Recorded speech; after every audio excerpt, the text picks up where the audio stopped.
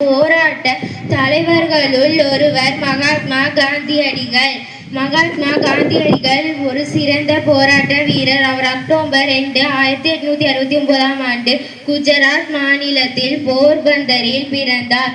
இவரது முழு பெயர் மோகன்தாஸ் கரம்சந்த காந்தி. மகாத்மா காந்தியை பாபு என்றும் அழைப்பர். இவரது தந்தையின் பெயர் கரம்சந்த காந்தி, தாயாரின் பெயர் புத்தலிபாய் காந்தி. காந்திஜியின் மனைவியின் பெயர் கஸ்தூரிபாய் காந்தி. இவர்களுக்கு 4 மகன்கள் உள்ளனர். இவர் இந்தியாவின் தேசப்பிதா என்றும் அழைக்கப்படுவர்.